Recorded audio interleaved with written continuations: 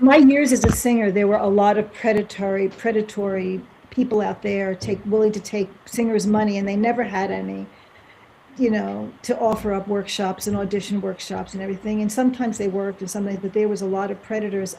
Assume there's a lot in the writing business too, isn't there? Oh my God, yes. Yeah. Yeah, Yeah. there are. No, Deborah, are you it's off funny. camera? No, can you not see me? Oh, maybe that's just me. Oh, I I'm I see here. you. can I can Okay, see you. just kidding. Just kidding. Oh, Yeah, I'm so, It's with funny my you should say so that because I've got a message today from, oh, I don't know. It was like it's a real publishing company, and it was the real name of the CEO. I'm gonna find, I deleted it so I can't find it now. Oh, that's AI spam. They're Yeah, phishing. yeah, Yeah, yeah. Nigel I get Newton of the I get those all the time. Bloomsbury. You do, yeah. So, I've been getting so yeah, these. there's a lot of predatory crap, I guess. Oh, there's I've so much. I've been getting these random, I guess you guys too, these random emails from authors, and they are real authors. And it says, "Hi, I'm so and so. I wrote this book," and you look it up, and they have a website and everything. I just love the idea of reaching out to other authors and asking them, how is it that you write, and what do you use? Where do you get your ideas? And I've gotten Yeah, about 5 of these now. yeah. Uh, mhm. Oh wow. AI spam. Yep, they're just trying to scam you in some way. mm, Well, the thing is, I think they're playing on a reality that we all have to deal with, which is really hard. It's really hard to kind of break out and build an audience. I mean, it's just really hard. And I've talked to authors who have been published traditionally, and they say that having a traditional publisher doesn't necessarily solve that problem, which is kind of doesn't the mean, reason why. Yeah, which yeah. is kind of the reason why some traditional publishers actually look for you to have your own platform. So in other words, they want you to kind of have your own audience before before they sign you. And I mean, whether or not there are benefits that they can offer you after you've already built an audience is a whole nother question. Um, but building that audience, that's the difficult thing. Um, The thing that the best thing that I got from being traditionally published with Woodhall Press was that they took care of the nuts and bolts of printing and working with the printers and getting the thing out and the design of the book, and they actually sold the rights to the audiobook. That was what they did for me. hmm. And they're nice Okay. people. They're really nice people. But they did that. As far as marketing, I really can't say they did much in that department at all. They Well, really again, mostly, yeah. Well, again, that kind of goes back to what I think I've mentioned this somewhere before, but I really got the impression that especially the big traditional publishers, what they had is all along is they have like most people who read on a regular basis is part of the kind of entertainment that they enjoy. They go to the same place, essentially looking for the same thing. Not necessarily the exact same thing, but if they like mystery, they go to a particular place looking for mystery books. It might be a local bookstore, it might be their library or something like that. And just sticking with that example, what traditional publishers have is they'll have like a mystery catalog, and then they have these shelves in a bunch of different places. So they have relationships with I forget the name, Inlaid or Inland. Is that the name of the company that distributes to libraries? Um, and so they essentially have I like Ingram? Ingram. Yeah, that's what I'm Okay. thinking of, Ingram. And they essentially have like relationships that amount to shelves all over the country, at least, where people go looking for mystery. They have those shelves, and so really, what they need is an author who's written a mystery that suits, that fits their standards. That's kind of an example of what people who read mysteries from their imprint. That's what they're looking for. And so if you've written that book, they can take that book, turn it into a product and then get it on those shelves. And so people are much more likely, they're looking for mystery. This is the kind of thing that they're looking for, and they feel like they've discovered this new author. Um, and to me, that's what the traditional publishers had. But they can't build your audience for you, is the impression I get. That's something that you have to do yourself. Well, the person who knows the most about this, most person who knows most about this is Allison. You should all, I mean, you've done both, That is right, true. Allison? I have, yeah. So I've done self-publishing. I run a small press and have been traditionally published. I would say the thing is, whether you're self-published or whether you're traditionally published, you still are doing tons of the marketing yourself.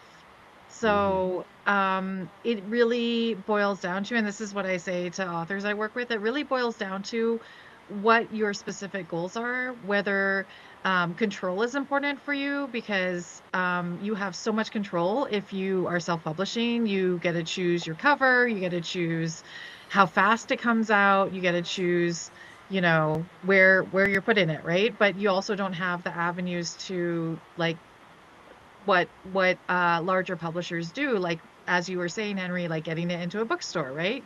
Hmm. So you have to do all of that yourself, or getting some of the bigger reviewers to take a look at it because a number of them won't look at self-published books still.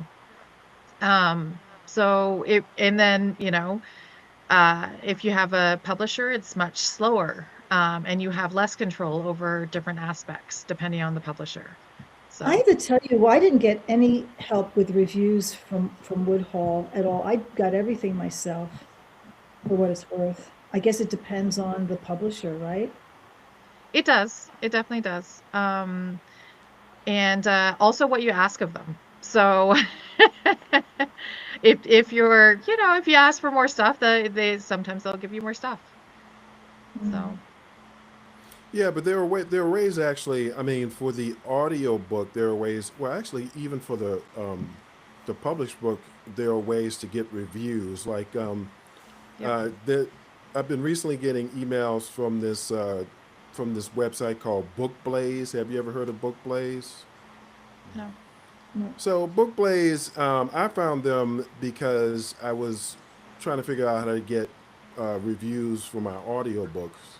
And what Book Blaze does is they created a system where you have to earn points to be able to put your book on their library.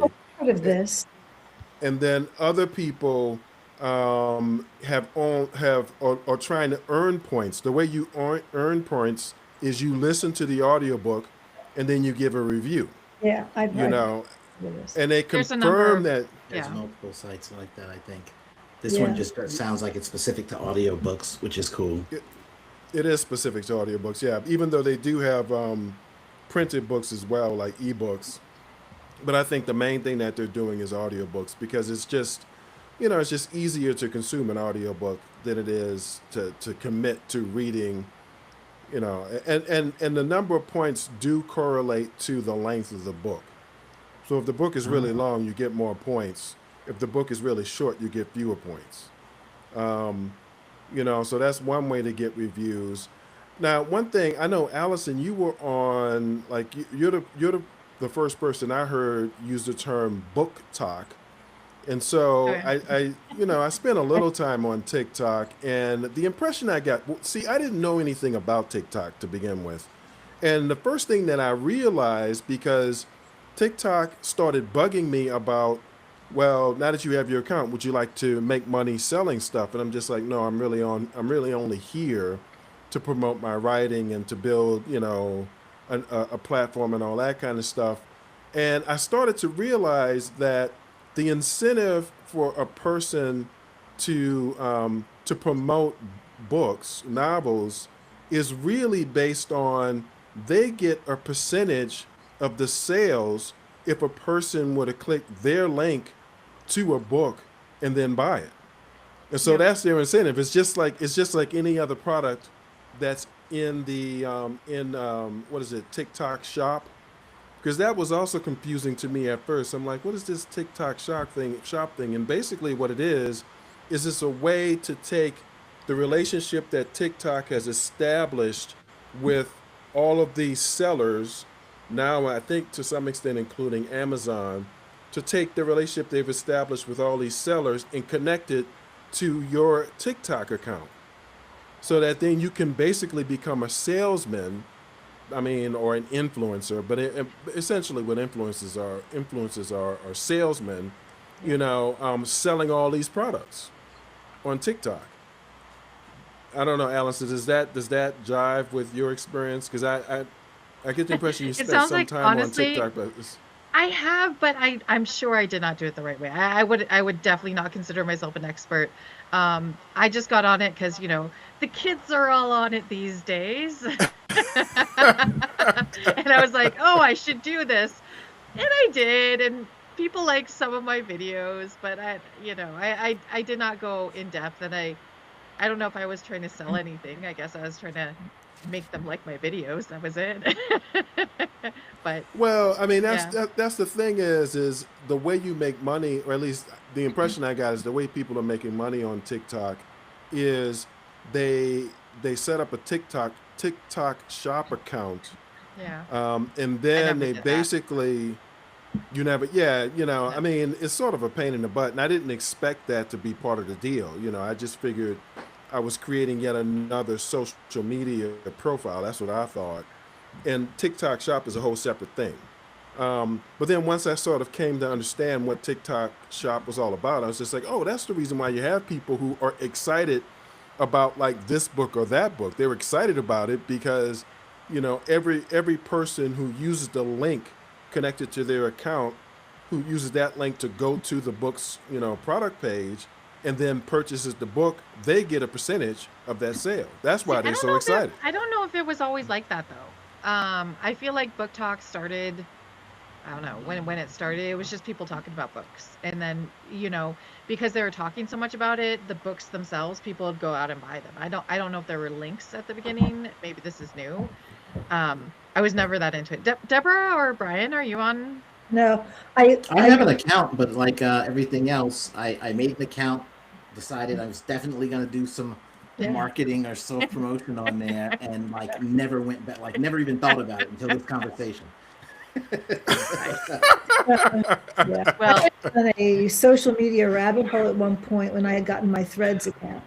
And Yeah. I decided, and that's where I have the most followers. I have a couple thousand followers on Threads. oh, But really? but the problem is that I had made a choice that I only wanted it to be book people because I didn't want anybody else on my friends list or whatever I didn't want to see anything about anything. I didn't want politics. I didn't want animals. I didn't want home things or cooking things. I wanted books. And what ended up happening was I had a lot of authors. All those people are authors. There are no readers, not really in any meaningful way. And That's right. I was posting, I was going on that goddamn thing every night. I would spend my night in bed doing social media posts on that, Insta, and Facebook. Those are my three. And answering everybody that said anything to me and trying to engage. And it was debilitating. So around that time I got Book Talk also, and I thought, fuck this. I'm not going to do this anymore. I can't do this anymore. Now, having said that, I've been watching a couple of authors who are really gaining a lot of traction because of how they're treating at least Instagram and Facebook. They do a lot of videos. There's this one guy who does this walking video. Every couple of days he walks and he talks, walking and talking. And I think it's really helped him a lot. So I think it's a question of just consistently doing it, which I think we all know. And What is he walking and talking do about? that. I may ask. Walking and talking. What he does is he's actually very talented. His name is Sam Rebeline, Rebelein. He's a horror writer, and he's also a theater person. So he, I think there's an echo. Do you hear that echo? No? I don't know. I don't hear an echo though. I hear it. Yeah, anyway, he's approaching his social media and his marketing as one might approach being a performer. He's the guy who ended up scheduling a 4-performance evening of reading his book. He got a theater. It was either the Stanza Bookstore, it was another theater, and he got 3 of his theater friends together, and they read chunks of his newest book that was about to come out. And I thought it was a brilliant idea. I mean, they didn't act it; they read it, and from what I can see, he did great. He sold books. He's interesting to me. So, what does he talk about?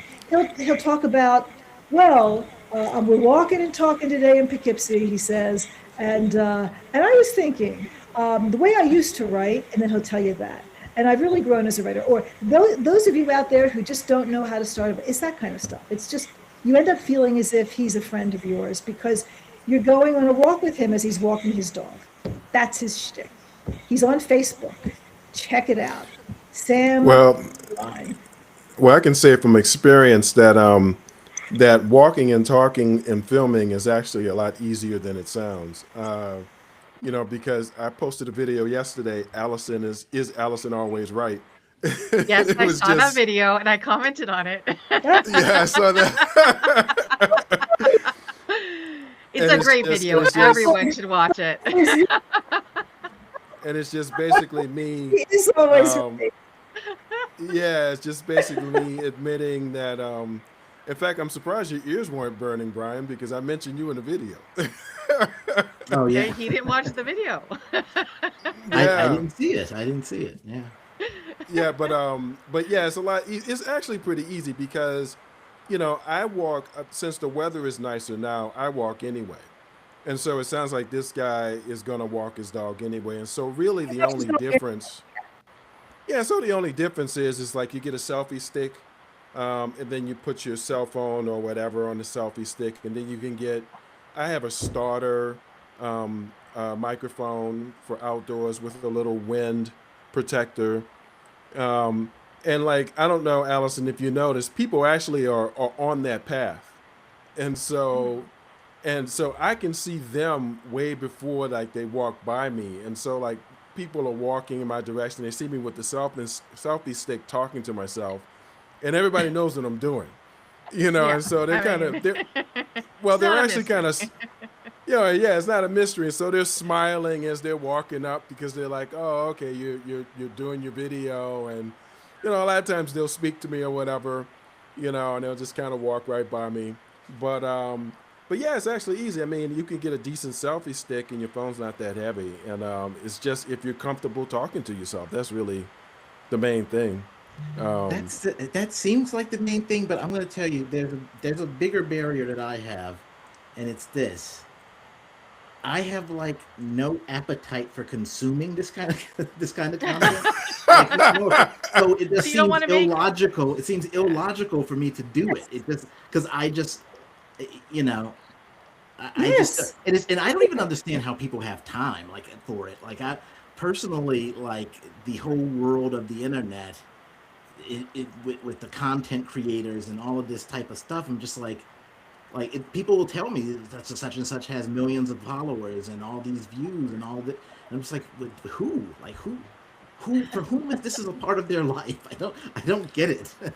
well, okay. So there are a What they couple of do. different things there. One, like I said, these are not walks that I do just to talk about Allison.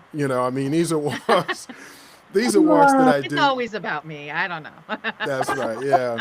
But these are walks that I'm going to do anyway. And I mean, I like to walk. And I mean, part of the way that I think about my writing is to walk. And I'm fortunate I have this path that leads, pretty far. So I can walk for as long as I want to. And then right off of the path is this garden onto my garden, which is also pretty nice. Um, and so I have like places to go, and they're pretty scenic. Like Allison's comment. Well, part of it was, "Wow, it looks like a nice day." It was a wonderful day yesterday, actually. And Mm. so like I said, I mean, so the way that I'm doing it, and I suspect this guy that Deborah mentioned, is basically you're just adding the selfie stick in the phone to something that you're doing anyway. Like he's gonna walk his dog anyway. And Now the talk to people who himself have anyways.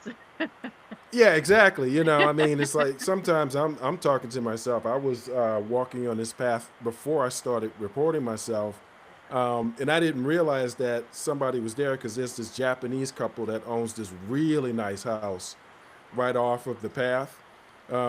And whenever I've started seeing them outside lately because the weather is nice, this elderly couple, and the guy was like doing some kind of maintenance on the gate or whatever. He has these deer gate, these really tall gates to keep the deer out. And I thought I was by myself, and the guy started rattling the gate, and I was like, "Whoa, what was that?" Turns out this is old Japanese guy watching me talk to myself. So I figured, okay, at least the selfie stick will give me an excuse to talk to myself. It's But you know the actually truth. the best thing that's ever happened to psychopaths and people with schizophrenia. They can Oh, you just mean a cell phone? Oh, right. play or earbuds or talking on a cell. They don't have to be talking to anybody. It's cover for them. Right. It's tremendous. That's true. You Now, better in terms cut that in out of it. terms of the millions of followers, though, I watched in fact, I mentioned this on Sunday. Galaxy Brain, this guy interviewed a guy who wrote an article about synthetic influencers. Remember I Oh, mentioned that? yep. And one of the things that the guy who wrote the article talked about is the human influencers all talk about how labor intensive influencing actually is. It's not like what I just described where I'm gonna walk anyway. And so really the only thing I'm adding to it is the selfie stick and the cell phone. Um, what they're doing is they're trying to figure out how to get the algorithm to turn the video viral. And what I didn't know is that that could also hinge on like the lighting in the room or like the environment that you're filming in and stuff like that. So they do all these different videos and different environments and different lighting. I thought I it had don't. to I do. hope I don't seem to like decry their work or devalue it. Go I'm ahead. mostly saying just how lame I am that I just can't. I just can't get with it. I just don't. I'm not Well, I mean, it's absorbing sort of it. like a I'm not. it's Yeah. yeah, it's like a full-time job almost. Like you have to, as Henry was pointing out about the whole shopping thing on TikTok that I had no idea about. I mean, you have to like really do your research. You really have to, you know, look at the trends, especially on TikTok. Like there are trending sounds and they only Yeah. last sometimes for like a couple hours or like half a Oh, day or something. And if you use the trending sound, your video like, will get more likes in the algorithm or something. Like I know that much. And I didn't care. I just, if I was putting in a sound, I'm like, oh, I like the Beatles. I'm putting in a Beatles song. Like, so I don't know. I Mm. I am not cut from influencer cloth, I think. Can I say one thing like that you will probably cut out later? Um, Brian, your face is sort of halfway in your like a little bit low, so like I don't know if you can adjust your camera so it shows your whole face because you're Oh. getting cut off by your name, I would say. So if you can, a little Oh. Okay. more. oh, Oh, that's yeah, Oh, that that's works. That much works. Yeah. better. well, Okay. actually, I the saw name myself as isn't. being fully in there. No, Well, Oh, the okay. name. Maybe it's just what I see. I don't know. no, Well, I the other say the other thing is the name actually isn't in the video, the raw video that's being captured. I have Oh, to okay. add the names. framed. It's still better to be framed in the center, I think. Yeah, yeah. That's I mean, true. your Okay. framing is better anyway, right now, from what I can see. Yep. Yeah. But yeah, I mean, I totally hear what you're saying, Allison, about how labor intensive all this stuff is. It's If you do just it it goes right. If you do it poorly, it takes no time at all. right. But but it's like, but you still, regardless of whether you take the time or don't take the time, you still have the problem of finding an audience for your work. That Yeah, that's true. that that's a problem you just have to solve. Um, and I'm not willing to put time into all this stuff that we're talking about to the point where I'm promoting those videos because, like I said on Sunday, um, I'm just trying to expose my writing to an audience. That's why when I'm walking, I talk about writing, and then I'll mention like the weather, and like where I am because I figure people might want to know. I wonder where that is. So I mentioned a little bit about that. Yeah. I don't know. So I'm still not like a lot of these influencers seem to do a lot of the hard sell to me still because they're selling stuff, right? right. I'm more like, I can maybe give some writing advice as you were saying. Um, and sometimes I don't do any of that. Sometimes I talk about my cats. I don't know. So, I think the most successful ones or the ones that I find funny myself, or find entertaining are the funny ones. Like I love a sense of humor, and I love someone who doesn't seem like they're selling me something. They might be, but Hmm. they don't. They really don't seem like it. So. So does the headline matter? Because that's kind of what I was experimenting with the "Is Allison always right?" I thought that might be a headline that might That's a draw great people. one. You think that's a great headline? As long as the answer is yes. No, Allison. If I saw a headline, "Is Allison always right?" I'm going to want to know. It's sort of like in the same category as "Everybody hates Raymond." Everybody loves Raymond. It's not. That was a nice Freudian slip there. No, Allison, I love. You are always right. No, that's a great title. That's brilliant. Well, I mean, so far what I can see is because in the beginning I talk about how Alice and I disagree a lot, and I mentioned the AI video. And so, in addition, I saw your comment, Allison. How could I not like this? uh, you know.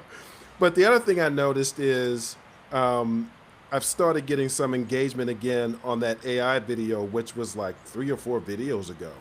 So I haven't really seen noticed any movement on that video until today. Huh. And I think it's because I Oh. mentioned you and AI and how we disagree about AI. You're skeptical, and I'm not nearly as skeptical as you are. And Also, so, I posted about it today. oh, did you? Oh, I didn't see that on Substack. Did you post it on Substack No, well, or I restacked it. Is that how you say it? Restacked it? I am you not a re Substack wait? person. Which did you restack the video? Allison The is AI always right. video, no, the AI video I restacked, and then Ah, I also wrote about it on my website, and okay. I'm just so terrible at promoting things. I put the Oh, link on the HWA newsletter, but I don't think the newsletter has come out yet. Ooh, okay. so you'll see like a boost then too. Maybe, I don't know. Maybe, yeah, maybe. I still haven't figured out exactly like why certain things will sit for a little while and then start getting a lot of views and then all of a sudden stop. I haven't figured that out, but that does Well, happen. honestly, if you mention AI, so many people are interested because it's changing so fast and it's affecting so many people's jobs. Like, I belong to a writers group where, the leader of the group, it's based in Edmonton, the leader of the group will sometimes email interesting articles. And so he Hmm. recently emailed an article about the whole shy girl thing that we were talking about, how is, pulled from shelves, all that kind of stuff. And it sparked the longest thread that has ever, as far as I can tell, that has ever happened in this group. Like, people are just like, some people are like, AI is just a tool. We should use it everywhere. And other people are like, never AI, hashtag never AI. I don't know. And so, like, people are just like really butting heads on this one, and it's still going. And this is like, I don't know, days later. So I feel like, just put AI in every title, and someone will be like, huh, what Good. are they talking about? Yeah. So Oh. maybe I'll label this video a conversation about AI, or Henry and Allison disagree about AI, or something like that. Well, conflict sells the story. It moves the story forward. So, Well, the Yeah. reason why I asked about the the headline is because, I guess going to what Brian was saying about he would never watch these videos. I don't watch television. All I watch is YouTube videos, and so in some cases, there are clips or episodes that were aired on television at one point, but in most cases, it's just stuff that people somewhere decided to post. A lot of it is or travel videos. Like I've been watching a lot of videos um, uh, for for that are posted by people in Hong Kong. And some of them have that aspect that we were talking about where the person is literally talking about their experience in Hong Kong while they're walking through the city. And so, it makes it sort of easier to watch because you're getting both, you're getting the visual of, the experience of walking through the city of Hong Kong, and then you're getting an information that, or at least tone about like what it's like to be in Hong Kong. But some of the videos that I've noticed, they will get you to start watching the video because of the headline. There's this really young couple. I think they grew up in Sedona, Arizona. I believe their channel is One Pack Wonders or Backpack Wonders or something like that.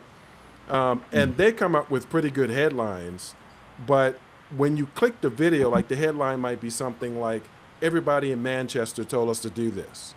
And so you're like, I wonder what everybody in Manchester told them to do. So you click the video, and it always starts off with like a very calm moment where, this is the cutest 20-something-year-old couple you've ever seen. It's like the guy is just totally in love with this girl, and she's really sweet, and, and there's either him focused on her or her focused on him. And so you got to wait 30 minutes before you even get to something that's vaguely related to the headline. And then every time you get there, it's like, well, this isn't something that everybody in Manchester told them. That's just a really good headline. And it got me to watch 30 minutes of this video with that headline. Oh, wow. So if that was not my argument, like against doing it, I think it's clearly an effective strategy. That's just my explanation as my main barrier. My main barrier is I don't think of this stuff because I don't absorb it, And well, it's just, you do have. and I probably have a bad instinct for what I would, like what I would think of as, Right. content because I don't watch the content. So. Well, it would take someone who is native to the content to basically film you, because you probably do a lot of stuff that is, content, positive or useful. You just don't realize it. And so you're not native to any of the platforms. But like if one of your kids decides to like film you, look at dad. I try to encourage them to be my social media liaison, but nobody will. But it doesn't they've work, inherited does a it, little bit too Brian? much from me, I guess. So wait, you try to do the same thing, Allison? Try to get your kids to. Oh my goodness, my kids are just tired of it. They're like, "Mom, leave me alone. I don't want to tell you how to do social media." I mean, they're not really on social media. They're on some stuff, right, with their friends, but yeah, they as soon as I come up to them and ask them a question about it, they're like, "Nope." Okay, I got you. Yeah, but I mean, I think you're right. Being native to it. So in my case, I think in terms of YouTube because that's what I consume, YouTube, and also Substack. So Substack and YouTube make sense to me. What doesn't really make a lot of sense to me, like TikTok, I just don't relate to TikTok. In fact, it's kind of irritating because when you don't log into TikTok, if you have the app installed on your device, it bugs you to kind of come and, see something, and it does it all kinds of ways. It's just annoying. You can turn it off. You can turn the notifications off. I don't have them on. That's true. I just haven't gone through the trouble of actually uninstalling the app because I don't log in, so I should. But you don't have to uninstall it. You just Uninstall turn it. the notifications off. just so it can leave me alone. But I get a lot of notifications from Instagram. Is anybody having trouble Yeah, freezing? I guess I'm jumping. Yeah, Yeah, Henry's Henry is freezing. freezing for me. Henry's freezing. Well, still, The guy, we don't hear you. well, Henry. I see messages saying again trying to reconnect. Whoop, Uh-oh. it's gone. Oh, We lost him. Oh, the stage is ours, guys. Let's talk shit. Let's talk shit before he comes back. Do you think he can hear Oh my us? goodness. Ooh, what's the good gossip? I listen to a lot of podcasts, and sometimes the podcasts I'm starting to notice have like their own like video component in Spotify.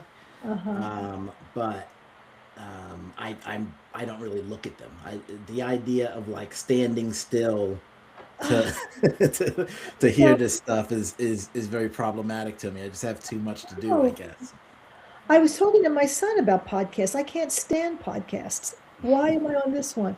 And I said, he was actually in the middle of he had put on a channel. It was called Wild Strawberry Garage, because he was restoring a 1969 Corvette race car, and it was actually it was cool. He was getting some followers and everything, and I said to him, I can't imagine you're making them too long. I think these podcasts are too long. I mean, you shouldn't go more than 10 minutes. And roundly I was roundly stomped on, and because apparently people just will listen to a half-hour podcast, and I guess because that's not part of my listening I've or listened to watching multiple pleasure. hour podcasts.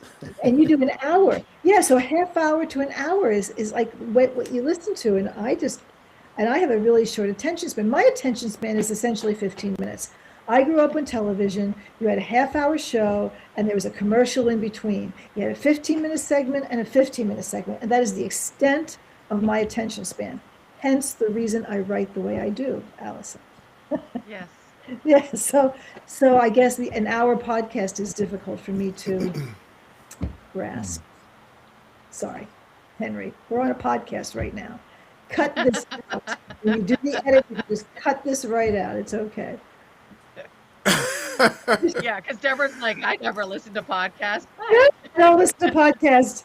I don't. I went through a short Never listen to I was podcasts. listening to political podcasts. I did do that during the election. I was beside myself with the election. And I did listen to a couple of podcasts, but it was long ago and far away. I just burnt myself out, Well, I mean, I guess kind of it is amazing what people will consume because I can't believe that on Twitch people will actually, you know, watch a person talk for like 8 hours. That's I mean, Yeah, that's insane. You need insane. a life. You need a life.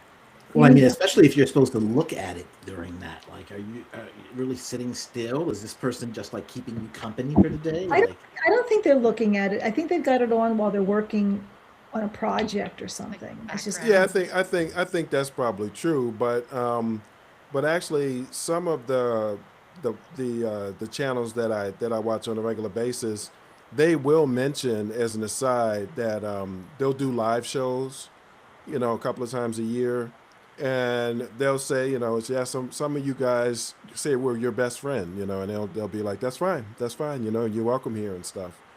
So apparently that is true that there are people out there who, that's their, you know, their relation. Those are their relationships. and those people can't be reading though. That would be my argument. I don't know. listen to books on tape. They might be audiobooks. They might be listening to audiobooks. My Yeah, son maybe. doesn't read. He listens to audiobooks, and he said to me, "Mom, I realized I am a voracious reader because he listens to audiobooks all the time. So he has now defined himself as a voracious reader. I find it fascinating. I do. Yeah, interesting. So what I was saying before I froze is that it looks like we had our social media conversation, the one that we were supposed to have when we wound up talking about AI.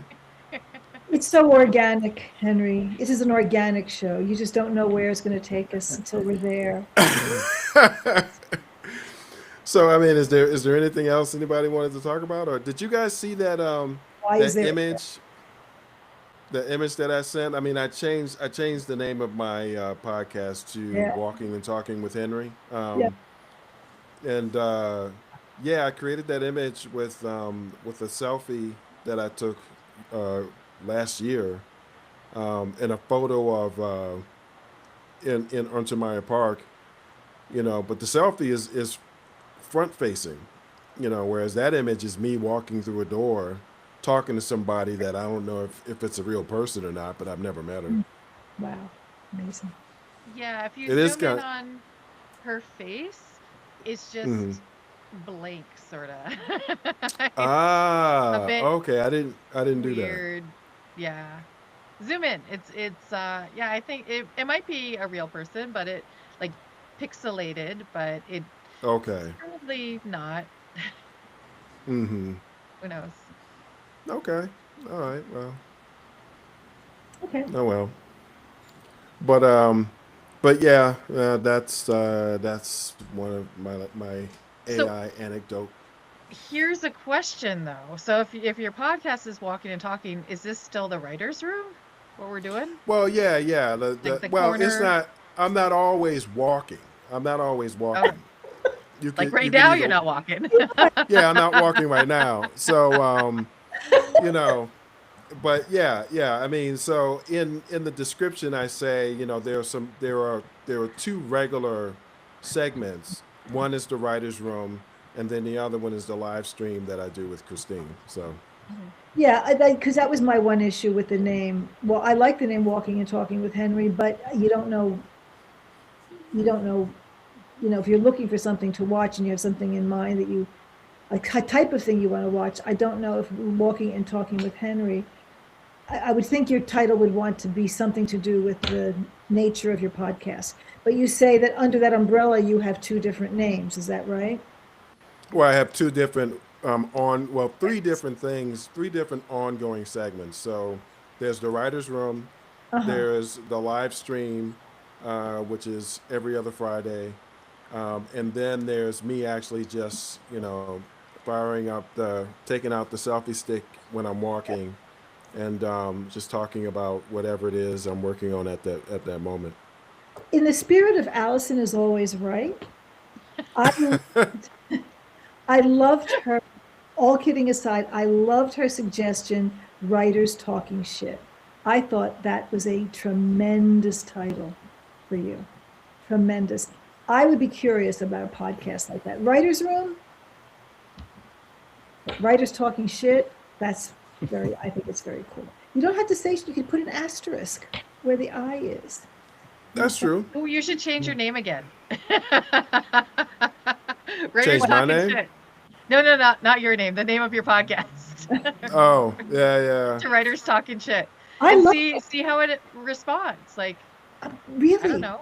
just to see, do a trial run, see if it does anything. Well, I mean, but the thing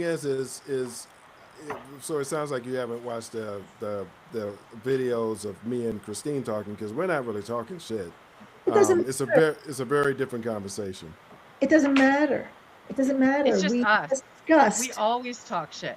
Yeah, we just discussed. There are people putting Poor of titles. us. You even said it, Henry. There's a couple that put this title, "What Manchester Told Us to Do," and you watched it.